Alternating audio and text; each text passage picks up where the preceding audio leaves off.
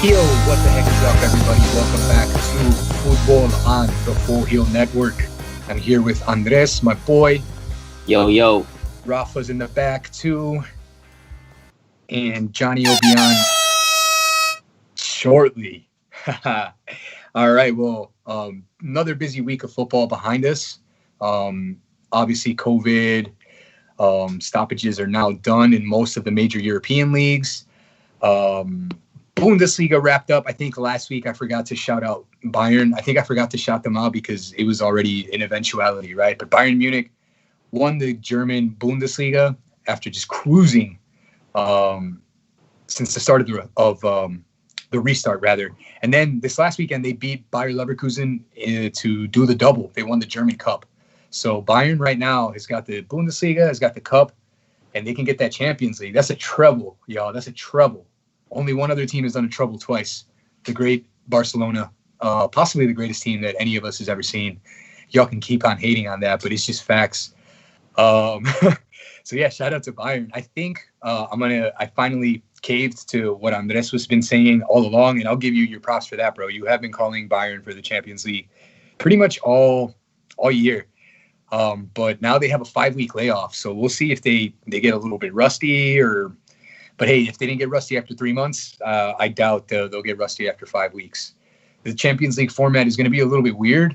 No longer two-legged, just a single-leg affair. So it's up for grabs, honestly. So yeah, props to Andres for calling Bayern. It looks like they're on the precipice of greatness of history.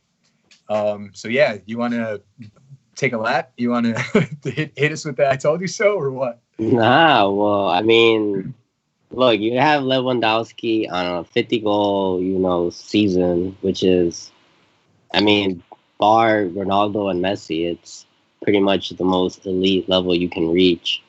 When you have a striker like that, you're going to win games. No matter if it's Champions League, if it's the league, that guy, I mean, you give him the nice ball and he'll probably score. So, I mean, they were scoring goals left and right in Champions League, and I saw, a little stability, a lot of depth, a lot of tactical changes, and it looks like they kept doing that. They beat Leverkusen easily. They showed that, Kai Havertz isn't even on their level. So Mueller didn't even have an assist in the goal or a goal. So, I mean, they have weapons all over the place, and they just signed Sané. Yep. So they're gonna definitely improve, regardless of whether or not they win champs. Leroy Sané officially signing from Manchester City, going back to Germany and going to Bayern specifically for 50 million, right? 50 million euros, which is crazy. Leroy Sané hasn't reached his peak yet. He's in his earlier mid-20s. And usually soccer players, they say peak at around 27. So, I mean, for 50 million, that's easily one of these players that Barcelona would have bought for 110 plus a summer ago. So I think part of that is the fact that City definitely didn't want to lose Sané for free. They want to lose Sané for free next summer. But also clearly, and I'm happy about this, it looks like COVID is checking the market because we were in the days of $88 million defenders, which is absolutely ridiculous. So hopefully this checks this. But yeah, Sané, big signing for Bayern there. Like Andres said, they got lots of weapons. And now Sané coming back. Granted, he's been out for a while with a serious knee injury, but he's still young. He's fast. He's 2-footed. That's crazy. Imagine Gnabry, right? Gnabry and Sané on the wings, or even Coman. Any of those three, it's dangerous there for Bundesliga teams. Now, quick little switch off to our side of the world over here, to this hemisphere. This last weekend, Liga MX came back with a kind of warm-up tournament. Yeah, it's weird. It's kind of like what the MLS has got going on. And I know Chivas played Atlas, Cruz Azul rocked Pumas, so that was fun to see. And they're, of course, getting ready for the start of Apertura at the end of this month. So Mexican soccer is almost here, y'all. Get ready for it.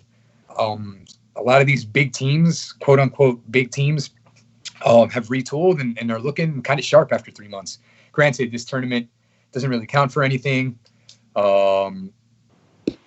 special, right? But still get to see some football on this side of the planet, because that might be the only type of football we see over here. The MLS is back tournament is supposed to start tomorrow. They're starting it with the new rivalry match, the Florida Derby. I don't know what they're calling it officially, but Inter Milan takes on Orlando tomorrow. We'll see if it goes through, because since the last time we spoke or briefly mentioned MLS, FC Dallas has had to pull out of the tournament. They had at least 6 players test positive. So that's one team out. And then Nashville had 5 players test positive, and they're supposed to play against my Chicago Fire tomorrow. And actually, earlier today, they postponed that. So MLS is not looking confident.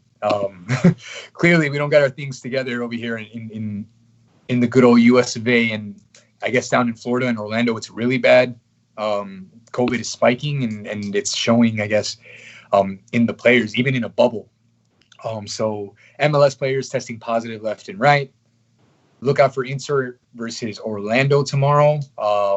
Again, no fans, but good to see some soccer played locally nearby. I'm just, again, kind of crossing my fingers and not necessarily being pessimistic, but Dallas has already pulled out. Nashville's got a quarantine for at least 7 days, so we'll see how they rebook their first and second match, I believe. Not very confident. And then we also got to mention that our boy, Carlitos Vela, reigning MLS MVP, decided to skip the tournament entirely. I can't really hate. Apparently, he's got a newborn on the way. He's got a child due any day now. So definitely doesn't want to put the risk of his child or his wife, their health at risk. So he's skipping the tournament altogether. So a lot of, I guess, bad news coming from MLS. So again, fingers crossed. It'll be on ESPN tomorrow. So if you're interested in MLS or even trying to check out this new rivalry between Orlando and another Florida team and Inter Miami, I believe it's at 7 p.m. on ESPN. That's Central Time. The Fire was supposed to play after that, but that's not happening anymore. So yeah, MLS might be back. Maybe we'll see. Now, switching back. You think that they won't have the games at their stadiums, as in Europe, like behind closed doors? Yeah, they floated that, and I believe that instead of going to a hotspot, like Florida, where it makes no sense to bubble everyone in. I think they initially picked Orlando because of the facilities, because they have multiple full-sized, really good fields, right? And then obviously they planned this all before Florida started spiking again, because they reopened and people did away with the masks and went to the bars or to the beach, and here we are, right? So yeah, no, I agree with you. I think, they floated some idea of like what MLB is going to do. Baseball teams are going to play just the regional teams, right? So Chicago would only play Milwaukee, Detroit, so on and so forth, right? And that way they're just traveling regionally and not to like hotspots, right? And I mean, I guess hindsight is 2020, but I feel like anything here in our country was always going to be rushed because our response is poor. Yeah. And the virus is political. So hopefully we get our act together and we can start to see some local football, because otherwise we'll be robbed of some stars. Chicharito was supposed to be here this year and start his first season, right? Pulido came up from Chivas. Inter Miami is the shiny new team that's owned by David Beckham. So there was a lot to look forward to this season. So hopefully, knock on wood, it happens. But switching back across the pond, last week we were discussing whether or not Liverpool and Jurgen Klopp should rest his top players, given that the Premier League will return at the end of August, and they've already won the league. I guess he decided that they weren't going to turn it off. He played a full-strength squad against Manchester City, and they got absolutely hammered. City won the game 4-0, but it could have easily been more. Now, Liverpool started the match brightly. Mo Salah even hit the post. But soon after that, it just all fell apart. I think a couple of commentators and pundits, and Andres before we went live said it best. Liverpool were drunk. They were hungover. They just did not show up to play against City, and they got absolutely trounced. Mm-hmm. So what do you think? They then went on to win this past weekend against Aston Villa, but the game was boring. It was 0-0 at half, and then Mane and the youngster Curtis Jones finally broke the deadlock towards the end. But do you think it was just like you said with the hangover, or are the players just? I mean, it's easy to keep on playing and to keep on and saying that we got to keep playing for the records and all this and that, but you think they're mentally switched off? I mean, I wouldn't blame them, right? They've already accomplished so much and come so far. So I wouldn't blame them. But do you write it off as a hangover, or are they just done for the season? I mean, credit to Liverpool for, winning so early. But this kind of happens when you win so early. You kind of switch off. The City game was definitely, I think more so was a statement by City, trying to show like, look, you got a chance, we respect you, but we still got another season to play for, and we're still here. You guys, we're your competition, basically. So, I mean, they definitely showed their quality.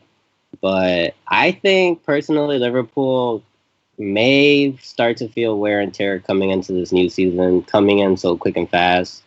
They've gone, 2 seasons full throttle. They went, I don't know how many games unbeaten. Was it 50 or 50 games? Close to it. I think it was 45, but you're right. And then we're starting the same guys, essentially, too.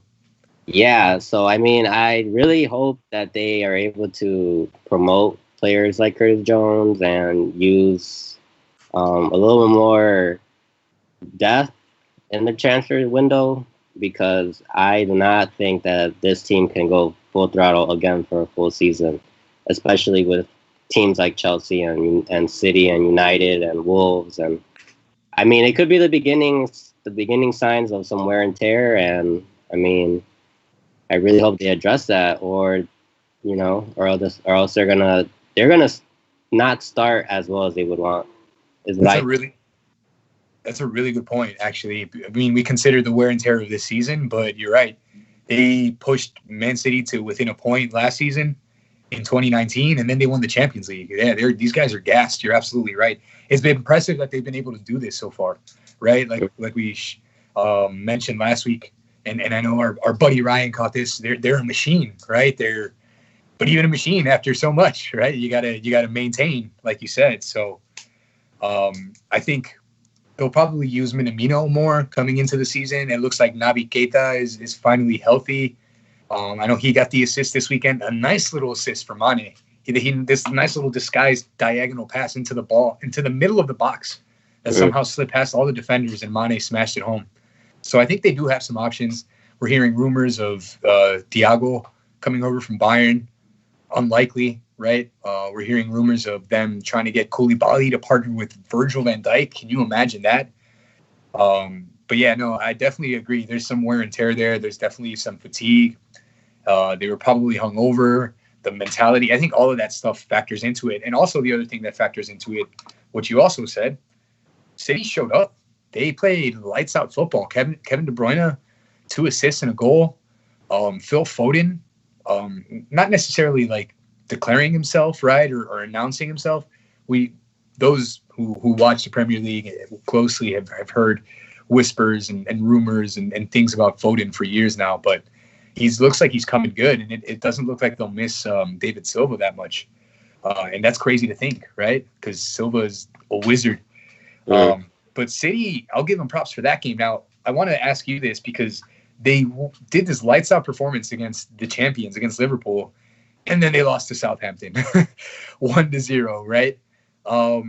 So I think when we had been previously in our group chat, or maybe even last week or in other shows, we've talked about how up and down City's been, right? And I think you were starting to see the fact that you can potentially even see Real Madrid coming back on them, right? So what's with the inconsistencies, right? City now has lost 9 matches, right? 8 or 9. That's crazy. Not even United has lost that many.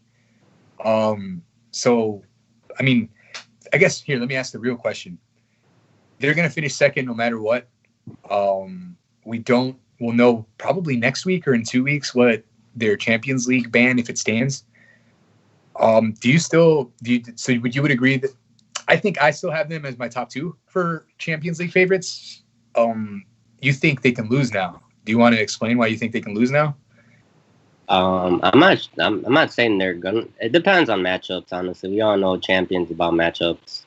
But I think Pep said that Man City has this weird trait where they'll have 20 plus shots on goal. Everyone, will be involved in the attack. They'll be bombarding the goalkeeper, and they won't score. And the other team will, score on their first shot or 2 shots on the goal. It's like straight FIFA. You dominate and you can't score, and literally the one chance the other team gets, they score.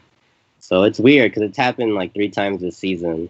Happened to Tottenham, and I think the second game of the season. So you add a couple games like that, and then a bad defense, leaky defense, and you kind of get where they're at right now.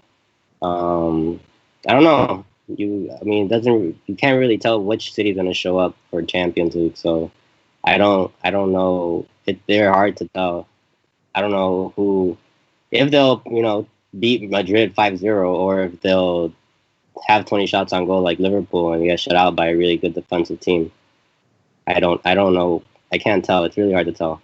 Yeah, right. They're very solid. They've got quality players, but they are prone to errors, right? Or some defensive lapses.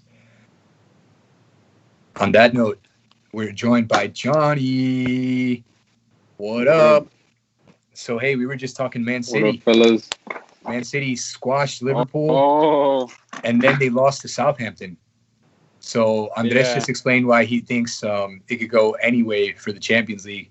Do you see City doing anything in the Champions League? City is favorites with Bayern. Easily. That's what I think. And I think City is primed to win a Champions. I mean, they're coming off 2 league wins back-to-back. Just lost this one to Liverpool.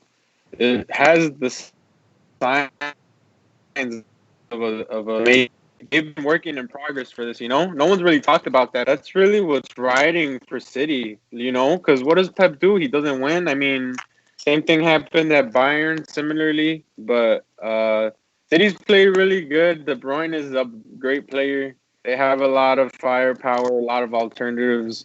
Sane is not playing, though, for them, right? He's not going to play the rest of the season with them, or he is? I'm sorry, who did you say?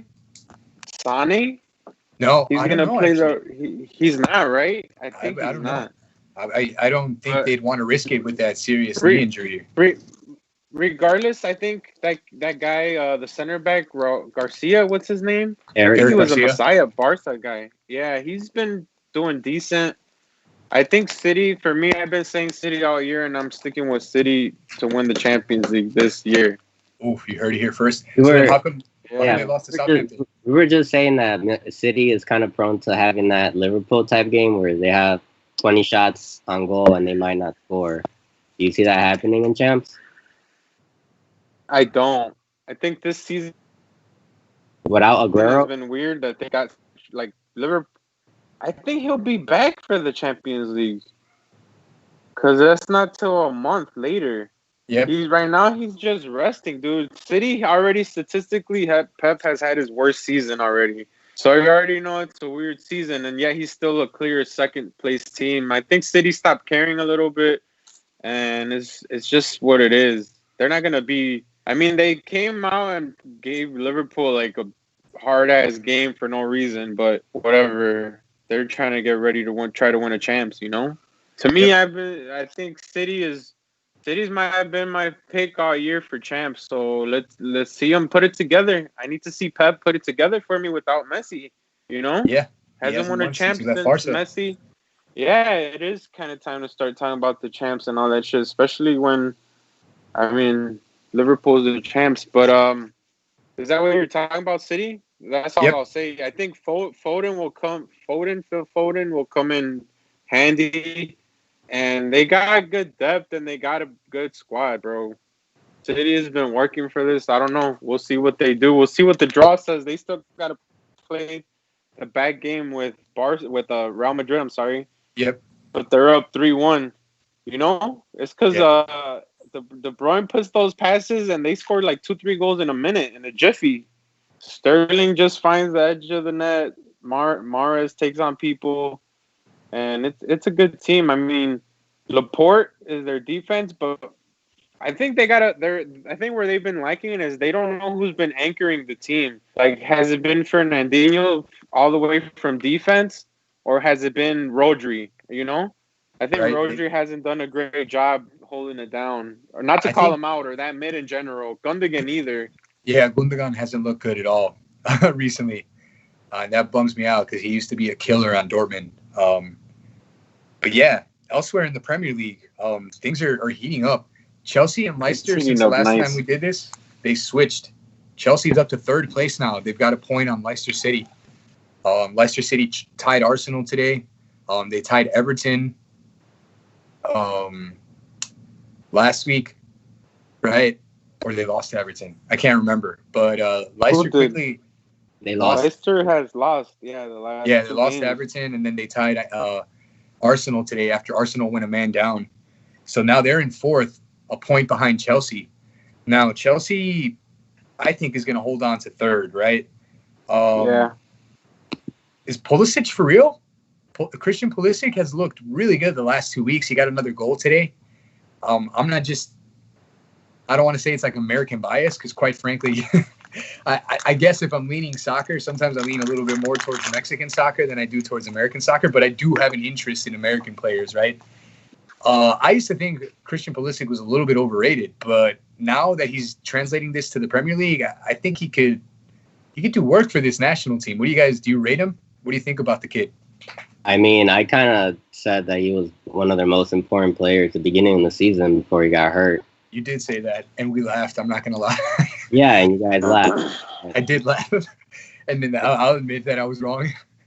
I don't think he's still that important. Like, this is barely his first string of good games.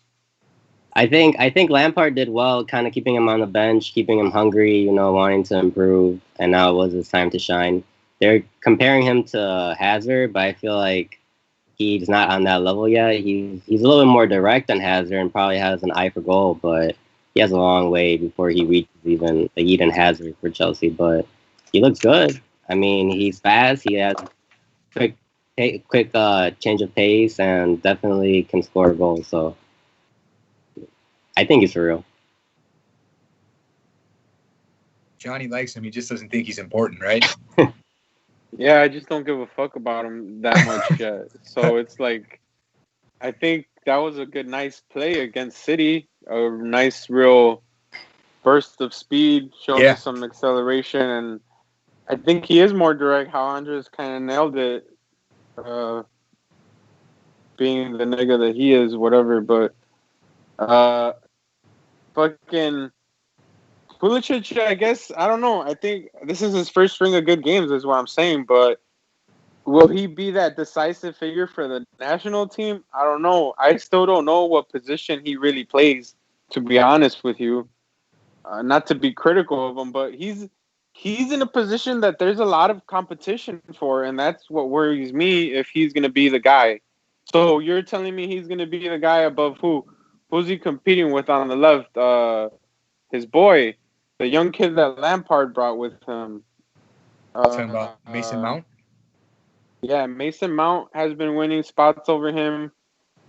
Pedro's finally gone, but I guess they're going to start him on the left, and that's their guy. It's going to be Chelsea on the left, Giroud, and the guy from Ajax, or they just bought Werner in the middle. I'm sorry, Timo. Yeah. I don't know. Yeah. So what? I don't know. I don't know. I think he's good, but I'm not convinced that he's gonna be like the main Chelsea superstar. Yeah, no, you just listed a bunch of they've already signed Ziyech, they've already signed Werner, right? They have Callum Hudson-Odoi still there, Mason Mount. Willian extended, right? I think, I'm not sure if that's finalized. There was rumors of him leaving. There was, I think, reports of him extending. I'm not really sure off the top of my head what ended up happening, but there's plenty of options there for Chelsea going forward, right? And Barkley, for no reason. Ross Barkley, right? And like Andres said, it definitely sets up for them to make the Premier League a little bit more interesting next season, right? Speaking of interesting in the Premier League, United, guys. Manchester United is hot since the restart. They've won all but one of their matches. The draw against Spurs. What the heck has changed at United? Can it simply be? I mean, Bruno Fernandes has been excellent since he joined. He's been at United 3 months, well, longer than that, but 3 playing months or 2 months, and then a COVID break in another month, right? And he's Player of the Month for the Premier League all 3 times. I mean, he's been excellent, right? But what do you guys think is behind? Or maybe you don't think there's anything behind it, right? Maybe you think it's just a flash in the pan or something. But I don't know. United right now is looking like, I don't know, they can maybe ride out Wolves. I think they can get that 5th place spot, which is going to be crucial because 5th place could possibly end up getting the last Champions League spot if City's banned. But then there's also Europa League, all kinds of Europa League spots up. 5th and 6th will probably be, well, 5th is usually Europa. And then the other Europa League spots go to the FA Cup winner and the League Cup winner. And the League Cup winner goes into qualifying. Manchester City already won the League Cup. So that means that 6th place could qualify for Europa as well. So I think United is definitely in pole position to finish at the very least in those Europa spots. That attacking those young attackers and Rashford and Greenwood, and then well, I'll ask the same question. I'll ask the same question. Is Marshall good, or is he finally come good? Is he going to be that player for Man U, the forward? Are they going to replace the forward? Is Rashford going to play forward? Marshall has always been inconsistent. He's a good finisher, but like he'll score a brace and then disappear for months, right? Right now, he's got a couple matches where he's looked decent, so I don't want to, given his track record, I don't want to say, yeah, that's him, right? But I mean, somehow they keep winning. United. We're talking, they just rocked Bournemouth. It was a 5-2, right? They scored at least 3 goals the match before.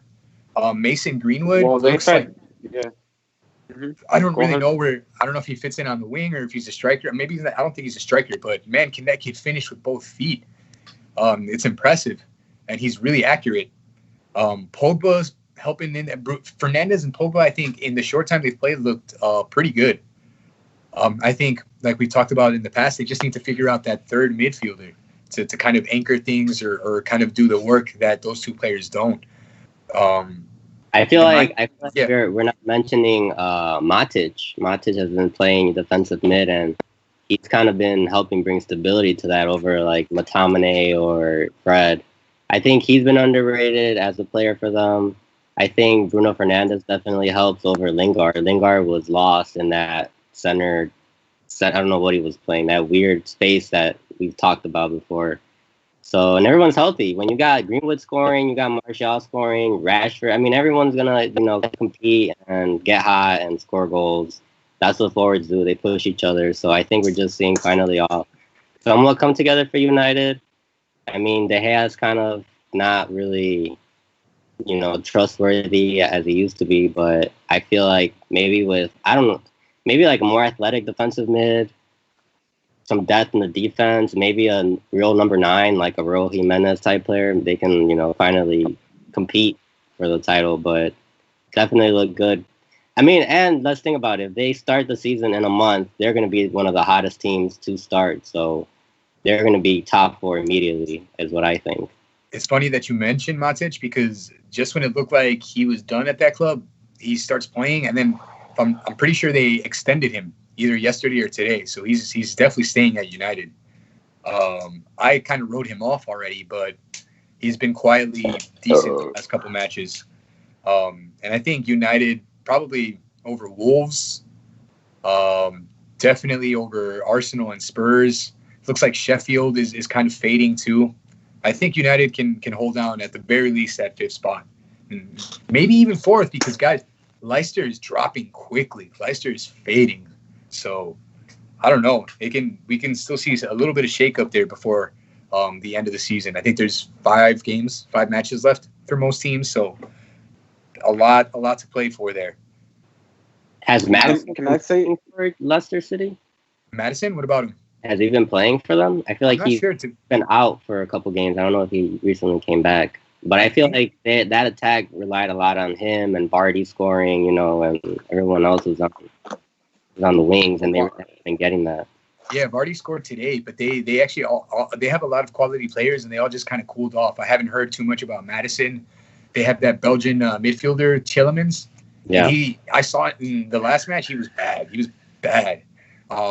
And it's usually didn't they have like the tightest defense in the Premier League for a long time? Yeah. And now they're starting to leak goals. So, I mean, I think they're regressing to the mean. Not to say that Leicester is a bad club, but I would say if a Leicester City finishes 6th or 7th, I mean, I think that's a solid year for Leicester, right? I'll still like to talk on Man U or give my 2 cents on them. I think their run of games has been friendly to them. They beat City, a really unmotivated City, to add. I think they've had a good string of games, and they haven't played anybody impressive to me. And they're not going to play anyone impressive. I think their hardest game is probably Chelsea and Leicester City to finish the season. Yeah, and out of nowhere now they have depth. But it has all been one player, and it has all been Fernandes, because it's how you said he's been there 3 months, 3 player of the whatever month, and that's really the 10 games that we're talking about, 10 or 12 games that they've won. Pogba has come to play, and then now they show that they have McTominay, Fred, and Matic, how you said. Their defense is questionable, but I guess Maguire is worth 90 mil, and they got to figure out something on that to partner him with. And then Wan-Bissaka is pretty good at defensively and just overlaps now. Luke Shaw is all right. And I think what you got to do with United is they probably should sell Marshall. I don't know. I think they should keep Greenwood, play him as a striker, or Rashford. I don't know why you're wasting all your time trying to develop Rashford and Marshall when I think you just need one. And now you even have Greenwood coming up, and he's a player to watch. I think really exciting, has been scoring for them over Daniel James, who's another good piece that they have. Or they can sell those people. Yeah, suddenly Man U just looks like stuff is clicking. Credit to Ole, but I still don't think that they're that great. I don't think they will win the Europa League, and I think their best bet is to try to finish in the top 5 to make champions next year. That's what I'll say about them. Because I think just as easily as they have those 6 points that I've been talking about, they've gotten some favorable calls over the season, and I'm not convinced that Ole is still the manager there. I'm really not. I don't think it's like, I don't know. Fernandes was a player that a lot of teams coveted, and he's playing like De Bruyne. He just opens up the mid, gives you so many options, a quick pass, through ball, shooting, and Pogba finally has space to maneuver, market his shot. How are they going to really sell him? So United looks good, but I think we'll see a little bit more how they really are in the coming weeks, at least for I think they'll qualify top 5, yeah. And how Frankie said, Leicester we haven't given them coverage, but they've kind of just been losing. No offense to them. And now they're like right there. Chelsea looks to be 3rd. So it's getting crazy because Arsenal is not that far behind. Yeah. Arsenal and Spurs can both finish in 6th still. Yeah. And they actually play each other this weekend, the North London Derby. So that's definitely one of our picks. I guess just to kind of close things on the Premier League, which one of those clubs do you think has a better chance of finishing 6th? Arsenal or Spurs? Or Wolves? Well, I mean, Wolves is definitely in the equation. I guess which one of the two, because Spurs and Arsenal are traditionally bigger clubs, right? Mm-hmm. Which one of those two do you I mean, because you're right. It's completely feasible that they both miss out and Wolves gets that spot again, right? But if you were to pick one to finish above Wolves, who do you think it would be? Arsenal. They've had, I think, the most points in the league since Arteta joined, which doesn't make any sense to me. Like, I had to reread that stat, considering all the David Luiz red cards and all of the other stuff that's been going on. But apparently, they've got the most points since Arteta came on, which is impressive. They've tied a lot of games since he's been on. They haven't, quite put it all together offensively. But I think now with Saka, and I mean Pepe is on the bench because I mean wasn't really the player that they hoped to get first season, and Ozil's nowhere to be seen. Probably not going to play. Nowhere. And I think Ceballos has really come in as good form for them, and I think he's really just been key for them. Trying to push that offense. Aubameyang too. Aubameyang's in golden boot form. So you think Arsenal could finish there over Spurs? Yeah. Cool. Easily. What about you, Johnny? No, I'll take Tottenham. Harry Kane's back. Aubameyang is on that. Yeah, he's at 20 goals, and then Vardy's at 22. Just a side note for the golden boot. Spurs been playing kind of crappy. I think they'll maybe come on to better form than an Arsenal team, to be honest. Because it's just, when you really look at that squad, there's nothing there. Arsenal? Besides, yeah. Aubameyang is there. Still has Aubameyang is there. That's all I'll say. Arsenal still has to play Tottenham next, then Liverpool, and then City. So Yikes! They play City. Eesh. Again? Yeah, they played City again? Yeah. Oh, they played City. That was a makeup, right? A makeup match because they had a game at hand, and now. That's for the FA Cup. I'm sorry. You're right. No. Yeah, thanks for that stat because I didn't know that. Yeah, no. Well, my only doubt for Spurs is I like the players, I like the pieces. Kane is back.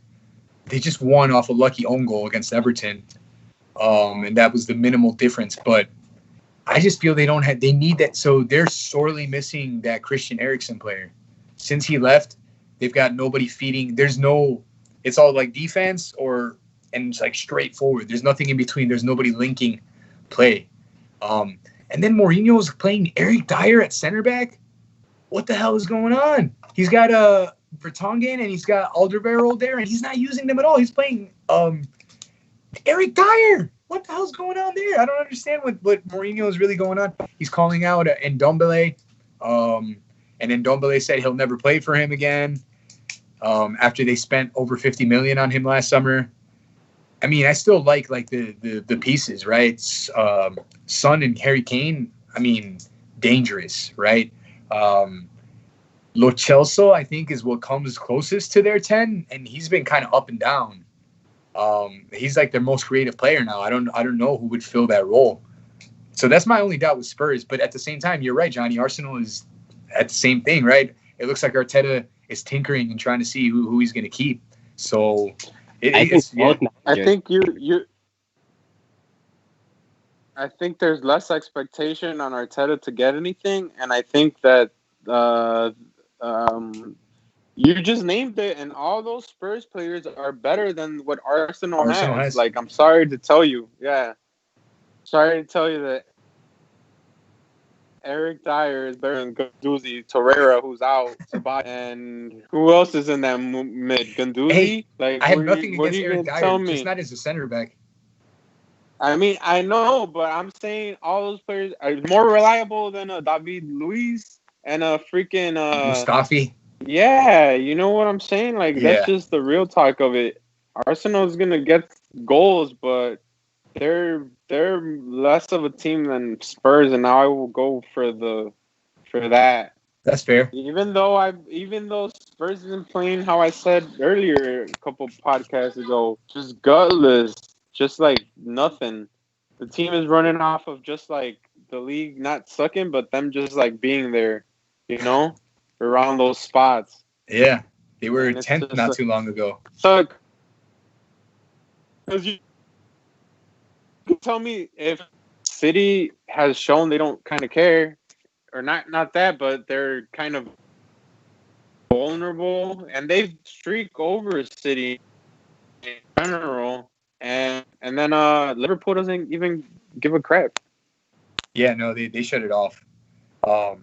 But yeah, no, man. But that's just, I don't know. You guys both made me think about that one a little bit more, because I would have gone with Arsenal before that. Granted, there's a little bit of bias there, but at the same time, you bring up a good point there, Johnny. I'm going to have to think about this one a little bit more. But yeah, moving on. We'll move to Italy. We'll move to the other two, or the only two title races, right? Today, guys, Juventus, first place, was stunned by AC Milan. AC Milan hasn't been good in about a decade. But today, in the span of 5 minutes, they scored 3 goals. Juve was up 2-0. The match finished 4-2, in case you were wondering. Milan went down 2-0 and then scored 4 unanswered. That is bananas. That's crazy. And I mean, immediately when I saw it, I was like, damn, this is going to have implications, right? Because there's like 7 matches left in Italy, and the top 3 were relatively close. But in the last week, Lazio's lost twice, Inter lost. Now Juve, despite the loss today, has a 7-point lead. So just as they kind of start hiccuping, the competition starts falling back. So one quick question in Serie A. With that 7-point gap now, is it over? I mean, there's still 7 matches, but it looks like Inter and Lazio are trending in the wrong way. Mind you, Lazio lost to Lecce today. And you know what the craziest part about it is? They got a player sent off for biting somebody. I don't know if you guys saw that. What? Yeah. Somebody did a Suarez. Yeah, he bit the guy, got a red card. He's about to catch a lengthy ban. I hope it was worth it. I mean, it wasn't because they lost, but I wanted to push for Lazio, and now it's looking like they're faltering, man. And then Inter, of course, lost this weekend. They were up 1-0 and then gave up 2 goals. So I don't really know what to make. I don't want to admit defeat yet and give Juve, the 9th straight title? That'd be the 9th, right? That's insane. But it doesn't look like anybody else is going to close that gap. What do you guys think? I think Juve struggled today because of their defenders. They had Rugani starting at center back. I think Delete was out. They didn't have Dybala starting. They had Higuain and Bernardeschi, so it wasn't Bernardeschi. So it wasn't really what they've been winning with. It's a rotated squad. Yeah, that being said, Milan has been resurgent with Ibra. Ibra has kind of been their polarizing figure. You know, with him on the squad, they feel like they could win, and they've won all the way up to 5th place. So yeah. Ibra said that they're lucky that he didn't start day 1, or else they would have won the Scudetto. So I think Zlatan is, you can't say anything against Zlatan, but to be fair, I think most of the goals he scored for Milan since he's been back have been PKs. Like, I know today was a PK, so he needs to calm down just a little bit. So you think that's all you need him for? Like Cuauhtemoc on the fire, Frankie. That's all you need him for. Hey, just to shoot the penalties. Bangers for the fire from distance, bro. Just trying to fuck them up, but I think Lazio has to definitely start getting back to what they were. They're really the only team that I think that can push Juve, and I think if they tie them on points, what happens? Do they have the tiebreaker in that? I think in Serie A it's goal differential. Goal differential? Yeah. So I think it's only head-to-head in Spain. Okay, so yeah, I mean, Juve has 1 goal above them, so Lazio has to get in good form, and if they can do that, they can definitely beat Juve. But I don't know. We'll see if Juve can beat Atalanta next game. I think that will be the barometer of the season. If they can beat them, then yeah, they're gonna take it. Whoa, nigga said barometer. Yeah, you gotta read it. What do you think? I'll give you the only stat you gotta know about today, besides Zlatan being a beast, is that Cristiano cut his man bun allegedly, and you already know how that works. He scored a goal today, though. CR7 scored today. Wasn't it a penalty too, though? I don't even know. I don't think so. I think it was from open play. I might be wrong, but he scored again today, and now bringing him to 26 on the season, which is I don't know. My bad to cut you off. Yeah, I didn't look too much into the game. I didn't see the highlights really, but yeah, everything that Andres said, and then it's kind of crazy, weird how you said everyone else dropped points, so it essentially didn't matter when all the other teams are doing even worse. But I think it's pretty clear for Juve to win the league. I mean, unless they're gonna drop 3 games, they need to lose 2 for sure and draw 1 for Lazio to be next clearest. Yeah, and I think you said Juve plays Lazio too. It's gonna be a nice end of the league. In Italy. But I think sometimes we do see the games, Frankie, and they be doing some questionable football out there. Because also relevant to what you've been bringing up all season is just the goals, the sheer amount of goals that the Italian league has now been up to. They're running it up like fucking the casino, Like the Jim slots. Jones. Yeah, dude. Atalanta, highest scoring team all season. Nowadays, you don't see these games how it was like. Remember we talked about Italy defensive posture. And it's just like we've been seeing 3-2s, 3-3s, 4-0s, 3-1s, Yep. 4-2s, 3-1, 6-0. Yeah, You know what I'm saying? there's been no 0-0 draws since the restart. And then Atalanta is only 1 point behind Inter in third place now. There's all kinds of movement. So, I mean, I would agree. Like you said, Juve's got to drop points, which today we saw they can, right? But to Andres' point, they had a rotated squad, and there was some mistakes made. I heard Bonucci had a particularly bad game. Alexandro had a bad mistake for one of the goals. It happens, right? But, yeah, I think Juve is still pole position. But you're right, Johnny. They play Atalanta this weekend, and then they'll play Lazio, right? So definitely keep an eye on that situation. Similarly, in Spain, Real keep winning. Real 4 points up still. 2 straight. Well, here's what I really want to mention. I think Real's won the league, right? But the VAR for Real and all of this since the restart in Spain has been terrible. The refereeing, the calls, horrendous. Yep. And I don't want to jump directly into conspiracy theories and all of that, but Real Madrid keep getting favorable calls. I think there was one match where they had several, right? And then in the last 2 games, they've won 1-0, the minimal difference, both on PKs by Sergio Ramos after the 70th minute. So, I mean, it's completely possible that, they just were gunning it forward at the end, looking for the win and drew the foul, right? But I don't know. They've been getting a lot of calls, man, a lot of calls. What do you guys think? Is this just – I mean, there was that thing thrown around not too long ago where the one Spanish referee said that 90% of Spanish referees would side with Real Madrid, right? I don't want to necessarily feed into that, but why is the VAR so bad? You guys buying the conspiracy theories? The fix in? Yeah. I'll start this one up. Because it's like, why was VAR not an issue before the break? I don't remember us talking about the Spanish League VAR before the break. Suddenly there's a race between Barca and Madrid. And now only in the Barca and Madrid games this stuff is going on. And now it's one of those things where where there's smoke, there's fire.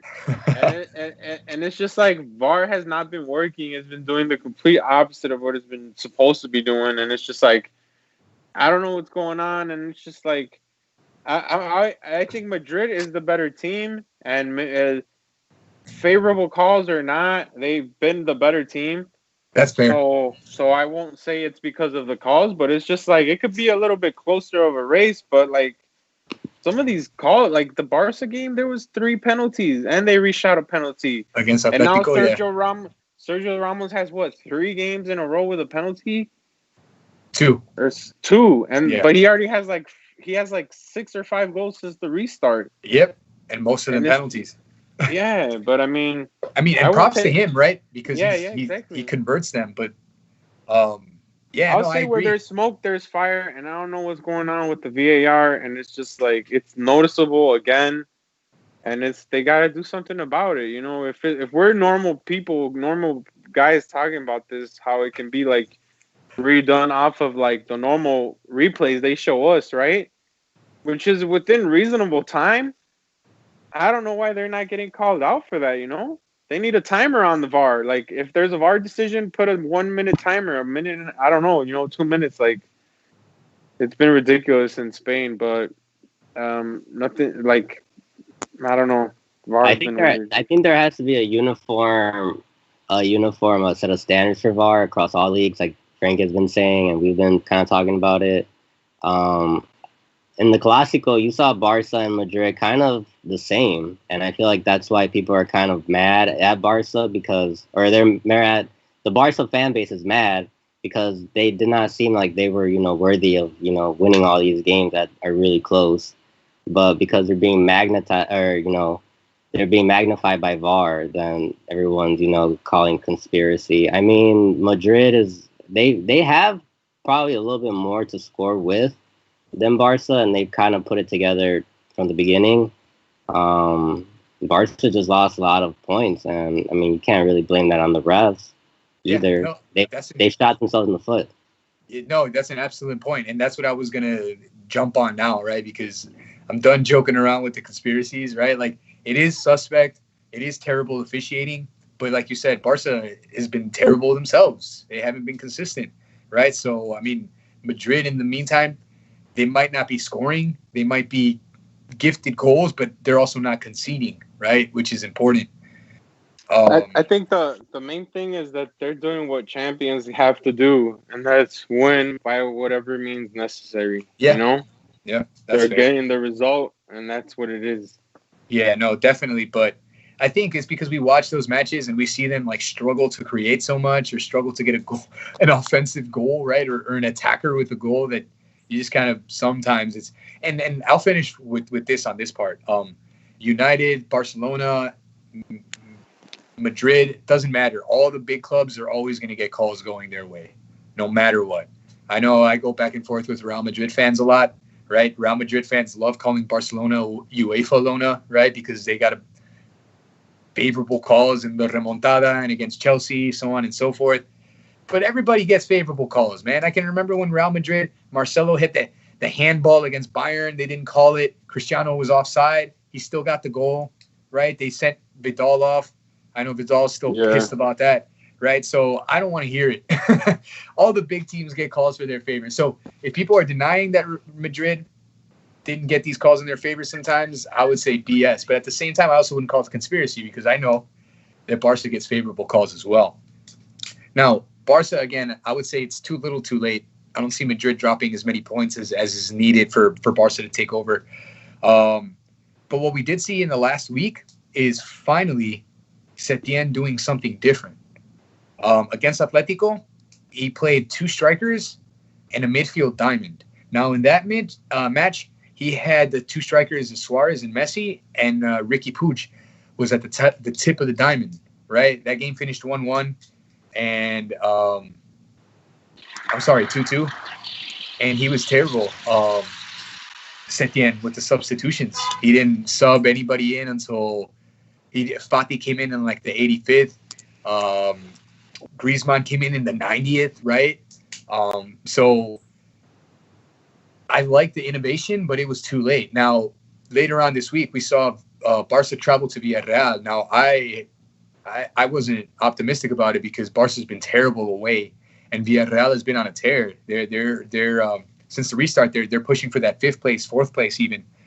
Maybe not fourth, but they're pushing in that fifth place position. And Barca rolled them over 4-1. Now, they used the same formation against Atletico, but this time they had Griezmann and Suarez as the top two and Messi in the more like 10 at the tip of the diamond. You mean against Villarreal? Villarreal, yeah. Now, I think you said Atletico. Well, they used them both, right? But against Villarreal, he had Messi as the tip of the diamond instead of Ricky, right? Again, I think it's too little too late, but what do you guys think of that change in system? Does it work for you? Is it a better way of getting Griezmann into the game? I think Setien had to try something different. I think they kind of had to realize they need Griezmann if they're going to even make a run for champions, and they need to get the best of him in his position. So him just feeding off of Suarez or, maybe making that was a great goal from Griezmann, by the way. That little chip, that was from Messi's book, definitely. The guy has quality. I mean, you just gotta have some confidence in him and, pass the ball like Messi with that little back heel. I think if Messi can give out assists, on the silver platter, these guys can probably score. And he needed that goal, so I mean, it looks good moving forward, but you don't know. One day they'll score 4, next day they'll drop a dud and score none. What about you, Johnny? You like that midfield diamond with 2 strikers for Barca? I do. I like it, but I don't think it solves anything. I mean, no, they're not gonna. They probably won't win the league, right? But I mean, even in formation wise, I think the team. I guess no offense to Villarreal. I mean, they were good. The Atletico game was an atrocious game, marred by 3 penalties, 4 if you count the redo. Yep. And it was just like, I don't know what that fixes really, besides a little bit more creativity. You know, I don't think Griezmann is coming too center for me. That's not his position. Everything that Barca does is through the middle, centrally. Like, they don't expand out the field. No way. And I'm telling you, I don't remember the last team that won anything like that, to be honest with you. It's so slow, their play. It's like, I said that earlier. Their problem is not the offense, even though it kind of is. It's the midfield. Yeah. It's what are you going to do with that midfield? And then nobody this, apparently has the answer. And you're saying that this formation doesn't solve the midfield, right? No, it doesn't, because they still play the same thing. They just added one at the tip, how you're saying. You know, they lost width and became even more central. Barca did, because Messi is still falling into the midfield on most games, and then Busquets is still at the base of the triangle, however you want to call it. And it's like they don't try anything else. They like Puig. They try to put him attacking center mid, and then they tried Messi attacking center mid, but they don't do anything with. De Jong has not played, but like Vidal can play that defensive position by himself, especially when Barca is not dictating games how they used to. They might as well try something else and make use of Griezmann with his feet and run him up on the counters. You know, Barca is not. There has been no solution. Setien has not been an answer to Valverde, and he's not done anything that has been, to me, like, this guy's gonna figure it out, and it's just ridiculous. I don't know. No, you're right. The problems at Barcelona are deep. They're institutional, right? Changing the formation is not going to solve everything. I would agree with you. But I mean, I think that's not going to get them past Napoli either. I don't think. I think Napoli's going to, try to go real offensive and counter on, a Busquets out of position or Piqué out of position. Okay. And I don't think they can break down, Napoli. That's a good point to bring up too, right? Because I think we can all agree that the Liga is behind them. They're not going to win it, but maybe for the Champions League, in this edition of the Champions League, I would say it's pretty much up for grabs, except for maybe like Leipzig, now that they lost Werner, maybe Atalanta, right? But I guess I wouldn't rule them out. Yeah. So, yeah, I mean, if Barca gets past Napoli, who knows, right? Maybe they can... It's all a matchups game, yeah. Maybe they can figure this... they finally get that 3 clicking in this formation, and that's all they need, right? Again, I wouldn't put money on it, right? Because, again, Piqué is past his best. Umtiti can't stay healthy, and you can see that he hasn't played in a really long time now because his positioning has been off. He's getting back into the rhythm.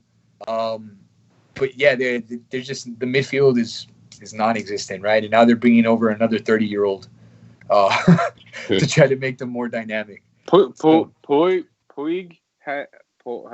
he has stood out though. He does liken to an Iniesta type player where he does try to give Barca some pace or some type of rhythm, some type of control, but that's about it. Because after that, there's no thought after in their game at all. Messi.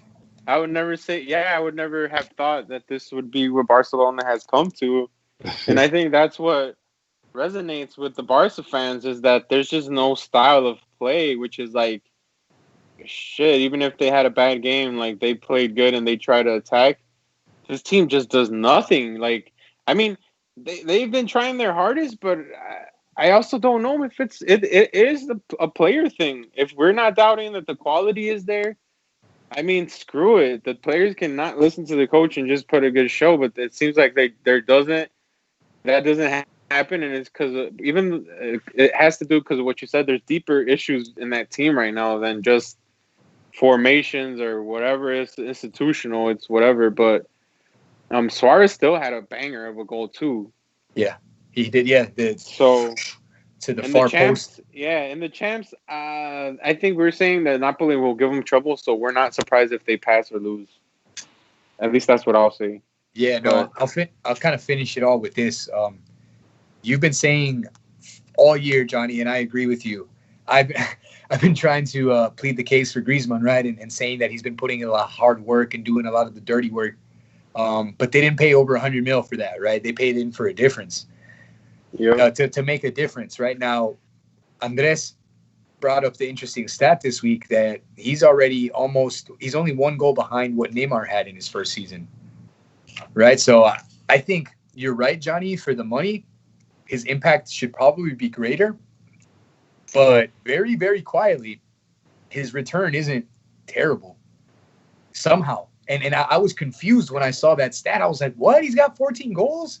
Right? Neymar had 15 in his first season with Barca. I honestly almost had to go back and think really think about all the times that Griezmann has scored. And also, to be fair with him, they might not be a whole lot, but some of the goals he scored were some pearls. He's got a couple of chippers this season too, right? A couple of really nice highlight reel goals. So again, not the kind of consistency that you would expect or need from a 100 million plus player. But very quietly, he's having, I don't want to say okay. I don't know what the right word is, right? But he's been somewhat productive given the circumstances, right? Those Neymar numbers boggled me. I mean, Neymar struggled a little bit or adapted, right? But that's bizarre that very quietly amongst all of this, this debate and whether he was worth it or very quietly with 14 goals. I think the money didn't justify his talents, more so that he was an established player. He was a World Cup winner. He was a main figure for Atletico. I think that's what really drove his price up. But he's not the main man. He doesn't get the ball. I mean, you can't really expect a lot if you don't get the ball. 15 goals is a good return, in my opinion. And I could probably see improvement if they stick with him and they give him a shot. And maybe they retool the midfield and the offense to include him. No love for Griezmann, Johnny? I think what you're really more pointing at is how it's just like, it's not for a lack of trying or for a lack of quality.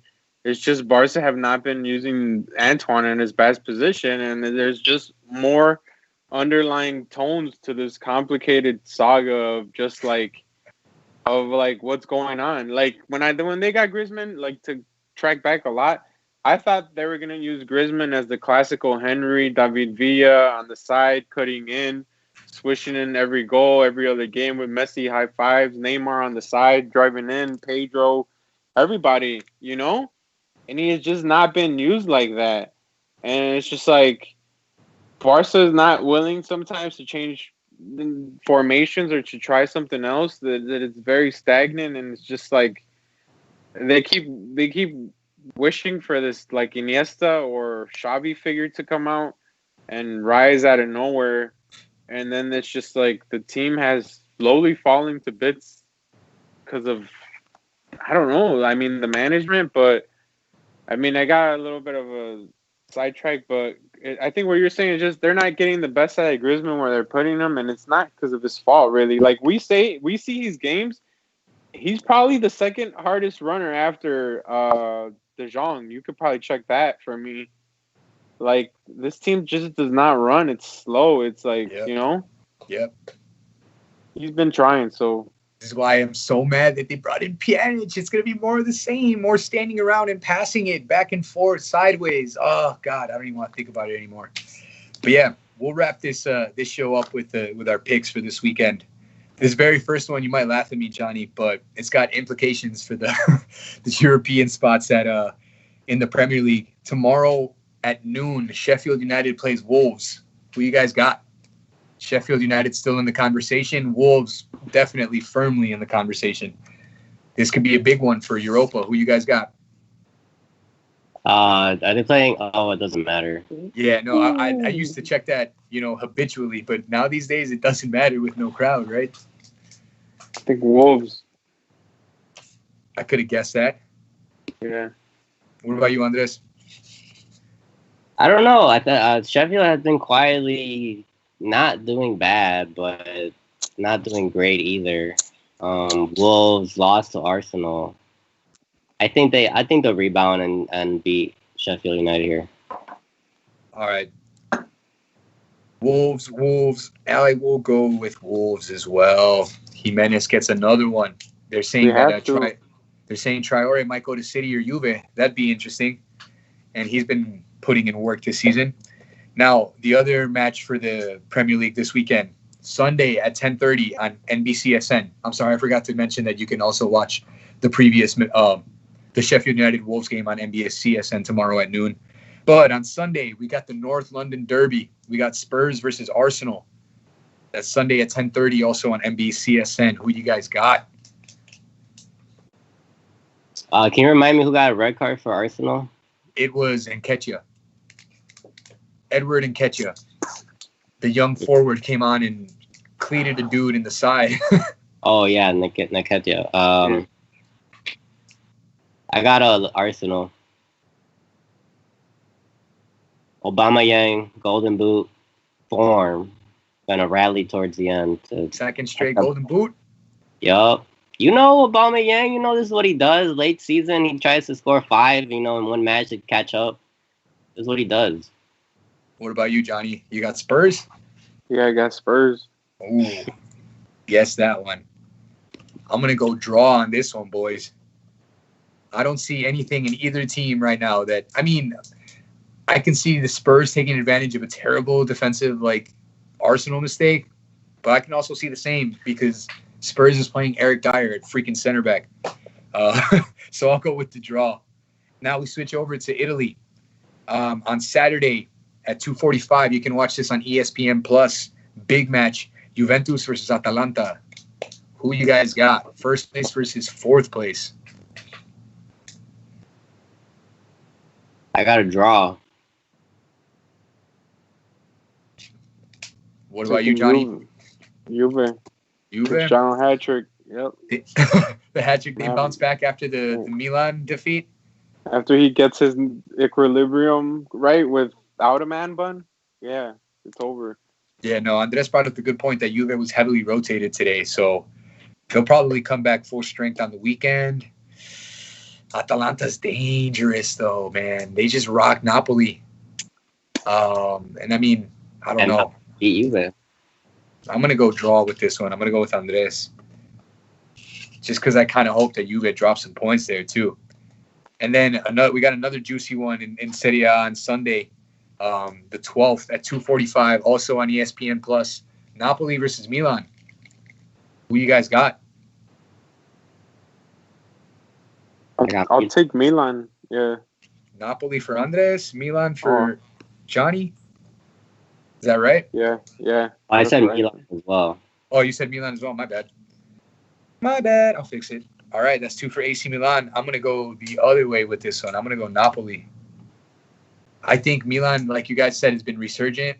They're impressive now up at 5th place, but I think Napoli's, man, I don't know. I got to really think about this one. I'll go with Napoli. I'll stick with my gut. And then finally, we'll finish in Spain tomorrow at 3 p.m. on Bein Sport. Barcelona plays city rivals Espanyol, the Barcelona derby. Who you guys got? Barca. Granted, Espanyol's in last place, but crazier things have happened. Yeah, I got Barca because Espanyol's in last place. What about you, Johnny? Same. Yeah, I got Barca too. I really liked what they did this last weekend. I hope they come out the same way and build some momentum at least for Champions League. And then finally, another encounter of some historically big teams in Spain on Thursday at 3 p.m. Also on Bein Sport, we've got Sevilla against Athletic Bilbao. Who you guys got? This is a tough one, Frankie. Yeah, that one is tough. Sevilla's higher up in the table, but you can never rule Athletic out, especially considering some of the players like Iñaki Williams and Arduri's coming in off the bench to score. They've got a decent little squad there, so that's why I picked that one. This one is tough. What do you think? I think there's gonna be a hot ass draw. A hot ass draw. All right. What about you, Johnny? I think Sevilla probably. Sevilla. Oh man, I'll go Sevilla as well. We'll see how it goes. That one's going to be the toughest one to call. But that pretty much brings us to an end of this week's show, guys. Thank you for joining us live. Thank you for joining us repeatedly. Those of you guys who watch in week in, week out, or have seen us a couple times now, don't forget to like the video, leave some comments and reactions. I'd love to hear what you guys think. And then, too, shameless self-promotion. Well, not self-promotion, but we're putting on the network this Saturday, easily the biggest card of the year. We got 3 championship fights in the UFC in Fight Island, which is in the middle of nowhere. Abu Dhabi. Abu Dhabi, right? They made it happen. They're going to be fighting on this island, and we're going to see 3 title fights. I'm really excited about Jorge Masvidal replacing Burns. We all got I guess it was it COVID? Is that what Burns said? Yeah, it was COVID, right? He tested positive for COVID, so he had to pull out. And George Masvidal, on a week's notice, is taking the fight. This is the fight that a lot of people thought should have happened. Definitely a lot of intrigue. So not only check out that pay-per-view, but check us out. We'll be doing a fight companion. We'll be watching the fights with Rafa, breaking it down live with you guys as you guys are watching. And like I said, Volkanovski versus Holloway, too. Another championship fight there. Man, I can keep going. Aldo versus Jan. Yep, Piotr Jan, right? I can keep going. It's just I'm just fingers crossed that everything goes right at the weigh-ins. But definitely check us out on Saturday night, and we'll be watching those alongside with you guys. But thank you once again for joining us. Oh, one more announcement. Next week, we're coming at you on a different day, so look alive. We'll keep you guys posted. Tuesdays, unfortunately, aren't the best, so we're going to switch it up and come at you most likely Monday. But be on the lookout for a change in schedule. And thanks again, everybody. Watch some football because these leagues are wrapping up. And we'll see you guys next time. Thank you all so much. Peace out. Peace. Peace.